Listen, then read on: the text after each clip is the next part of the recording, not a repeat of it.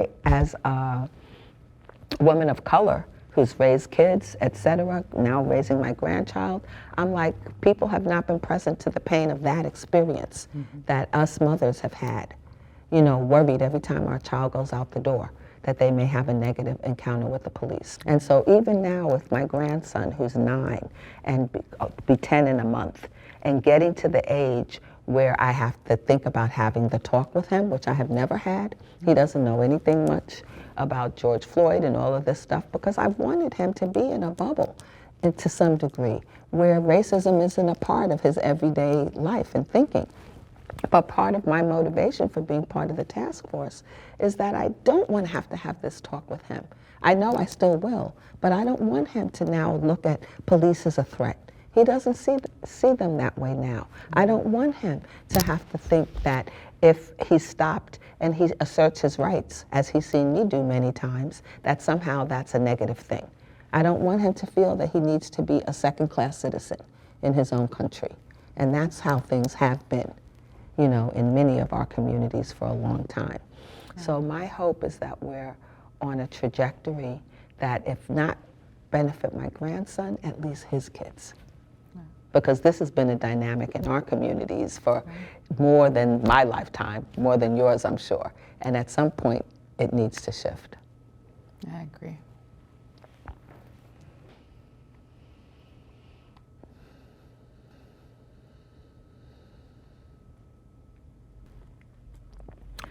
How do you think the recent decision to reallocate police department funding affected me differently than you, and why do you think that is? So I think that maybe from your point of view, that you see this as doing something different for the community, reallocating funds and putting those resources that the community needs in place, and having the funding from the police department go towards that, I think is, for you, the morally correct thing to do, because the police departments are funded at you know, great rates. They take a majority of the funding of cities. So that's the difference, though. I believe something different. I think that, you know, the taking the money from the police department makes it more difficult for me to provide the safety measures that I need to provide as the police chief to the community.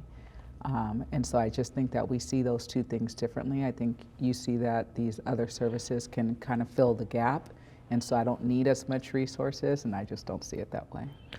And you know, I feel like as a country, our priorities have gotten skewed when it comes to allocating public dollars.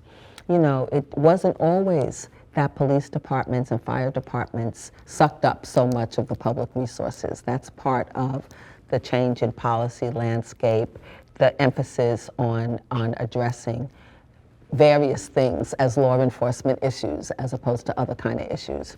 Changing policies changes behavior. So if we change our policies around how we allocate money and what we're doing with it, it will lead to a change in people's attitudes. So that's my principal motivation behind it. It's not because I'm anti-police. It's not because I think that you guys don't need resources. I know that you do. But I just feel like the fact that we spend so much more on law enforcement than we do on mental health services or homelessness or education or housing is just like bad. And you know, I always talk about restoring balance, because for me it's not so much about taking away as it is about bringing some more balance in the way that we allocate funds. Yeah, I think I agree with a lot of that. I think, and it's probably just me internally being protective of my profession, that even I need to probably start thinking differently, because I see it as a punishment. Why are you punishing us, you know, for all these other services not being given the resources? That's not our fault. All these other services have been defunded over time, which has led us to have to deal with these things, which has increased our budgets because we've had to deal with a lot of social service issues that we shouldn't have to deal with.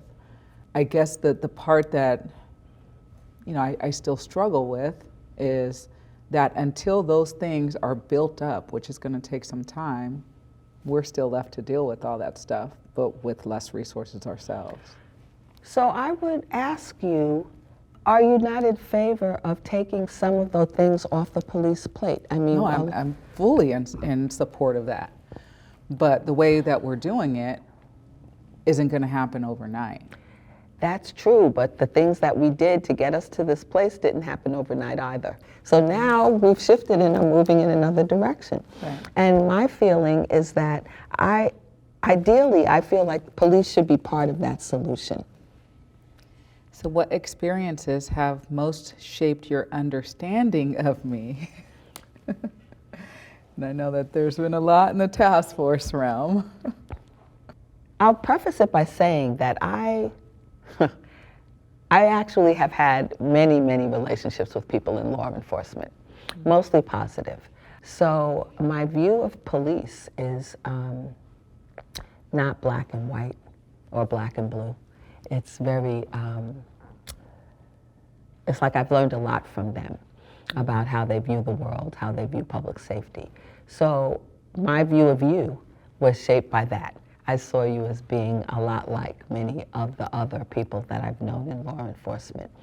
And I feel like that I know that you're committed to Richmond, you know, to the city and to having things be better here, and I think we both want that. You know, we may have slightly different views about how that happens, but that's okay, because that's part of people communicating with each other. And that's the other thing too, is I enjoy talking to people that have different perspectives, because it might be something that I haven't considered. And I like to take that into consideration before I make decisions. And you know, you can hang around with like-minded people all day long and be happy and no conflict or whatever, but I think that as long as there, even if there's disagreements or we don't agree on something, we can still do that in a respectful way and just understand and really listen to understand. Yeah, that's been one of the things that's been frustrating for me about the task force, because I felt like on both sides there has been this desire to lump people into a category, into a box, you know? And folks are much more complex than that. The reasons that we're engaged in this process are more complex than that. So it's been frustrating to me to have the majority of us on the task force be labeled as people whose goal is to just defund the police no matter what.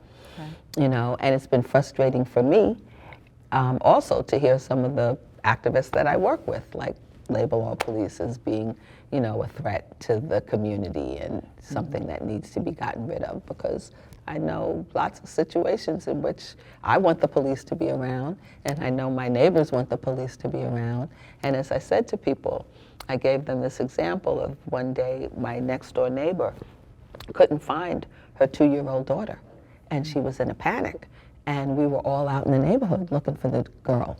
But I'm like, in a situation like that, who do you think we're going to call? We're going to call the cops. We're going to call the police. Because who else are you going to trust to find your child? Turns out she was hiding in someplace else in the house, and it was all okay. But still, you know, there are many situations where the police are the people you want as your principal responders. And so for me, it's about, like, finding that balance. Yeah. Oh, why do you think I chose to be here today? So I was actually surprised when they said that you were going to be here. I think that you chose to be here because you do want to be involved in your community and what public safety looks like. And I think that, you know, we just went through a pretty difficult time. I mean, the Reimagining Public Safety Task Force and the recommendations and the fallout with the community, and I think that that was hard. It was challenging, not just for you, but for me also, for our department, for our community. And so I think that you want to remain engaged, and I also think that you are interested to hear what I'm doing and how I'm going to do things here. And I also wanted to get to know you better. Oh, thank You know, it's hard when you're in an official role like that to actually be in touch with the personal aspects of people. But the most important thing I've learned from my work is the importance of relationships. Yes. You know, when all else passes by, the issues, et cetera, it's the relationships that people have and establish that really make the difference between working effectively or not and being able to address common goals. So I really do want to get to know you better and hope that we can develop a good relationship. Good. I hope so too. Thank you.